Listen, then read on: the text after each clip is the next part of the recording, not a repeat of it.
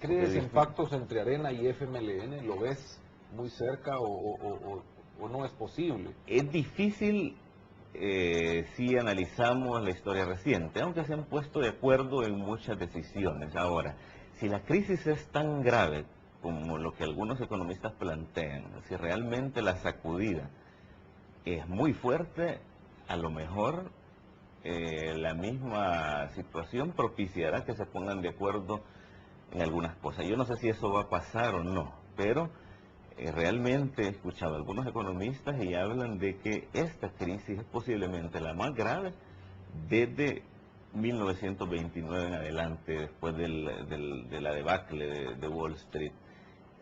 Hasta más de algún economista con atrevimiento ha dicho que nada nos garantiza de que vaya a ser incluso peor que la de aquella época. Entonces, creo que va a ser difícil tomar decisiones e implementarlas sin considerar esas circunstancias Hablamos económicas. de un liderazgo integrador como salida a esto. Y no hablo de solamente los partidos políticos, sino de diferentes sectores de la sociedad que se sumen a la búsqueda de soluciones que puedan hacer que El Salvador avance y que no sufra la embestida de la crisis en toda su magnitud. Ya se están perdiendo decenas de miles de empleos en Estados Unidos, incluso en aquellos sectores donde los salvadoreños son empleados, en el sector de la construcción. Eso hace que disminuyan las remesas. Eso tiene también consecuencias locales.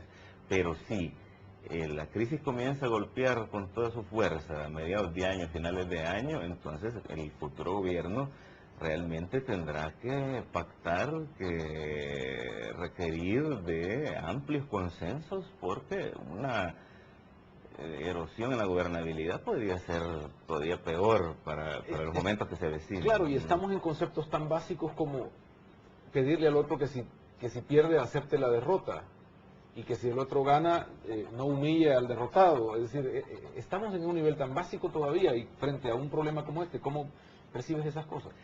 Yo creo que elecciones de este tipo ponen a prueba el tipo de régimen. En un régimen democrático, un gobierno gana en una ocasión, un partido gana, en otra oportunidad gana otro partido.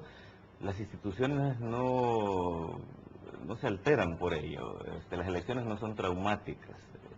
Ahora, si existen dudas acerca de que uno de los principales partidos reconozca la victoria de otro, ahí estamos ante un problema.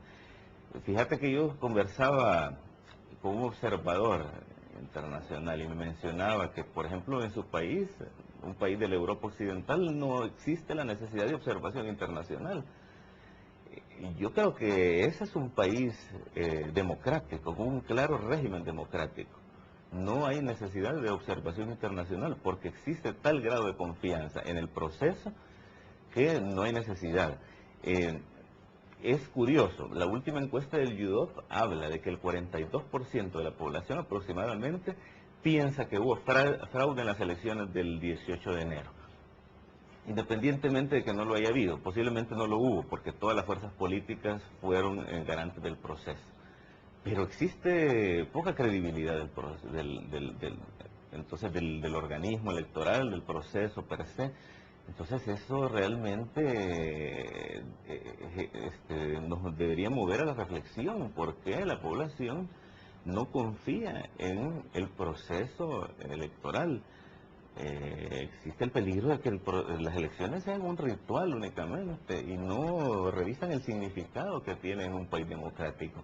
Es por eso que muchos politólogos piensan que el régimen salvadoreño, lejos de ser autoritario como en el pasado, democrático, es una especie de régimen híbrido, donde existen cierta competencia entre las élites, pero aún no se puede hablar de democracia, hay rasgos del autoritario. ¿Qué significa en este proceso esto que hemos visto al final del cierre de las campañas? Es decir, grupos de partidos políticos que se suman. En teoría debía haber una alianza de derechas que incluyó incluso a FDR ahí, y por el otro lado alianzas de izquierdas, pero que no, tenían también parte de estos partidos de derechas en el lado del FMLN. Hemos visto que estos que deberían hacer alianzas se parten y van unos por un lado y otros por otro.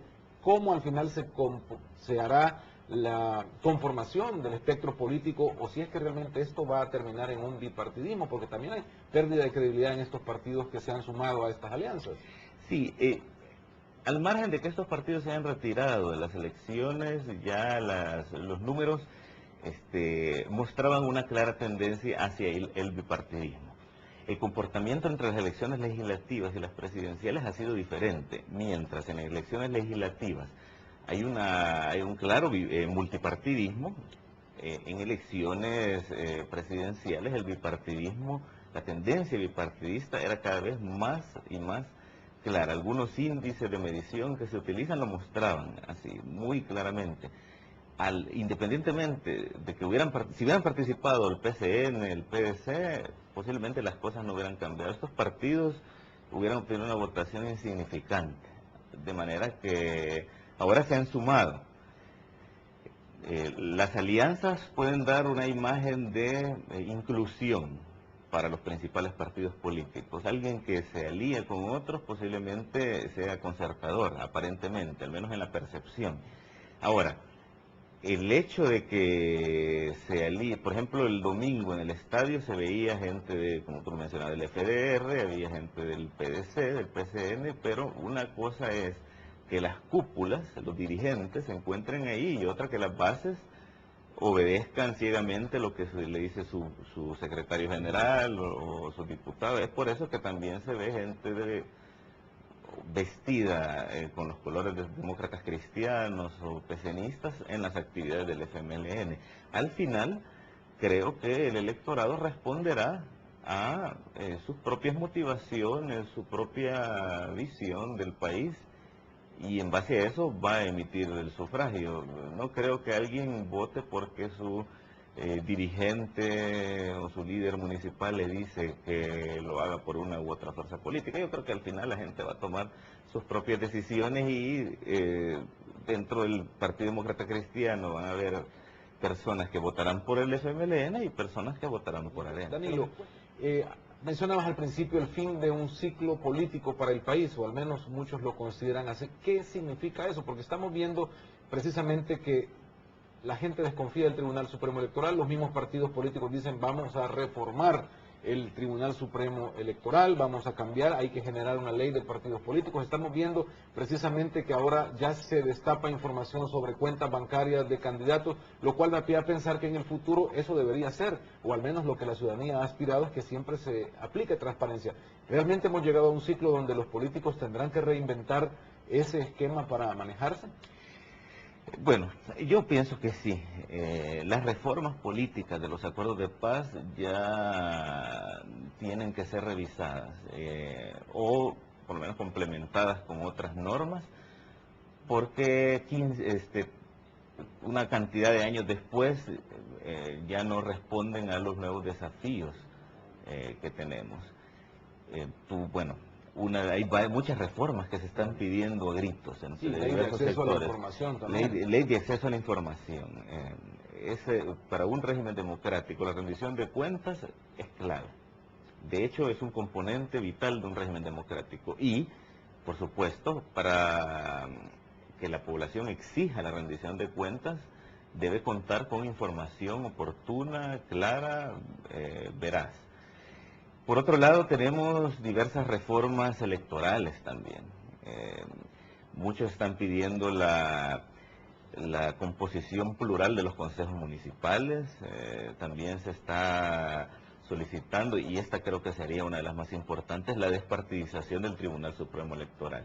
Recordemos que en aquel momento, cuando se estaba firmando la paz, existía la necesidad de que los partidos políticos fueran árbitros y estuvieran pendientes del proceso. Existía, por supuesto, mucha percepción de fraude, poca credibilidad del antiguo Consejo Central de Elecciones, y por lo tanto se consideraba que la participación de los partidos políticos en todo el proceso, en la autoridad electoral, era necesario.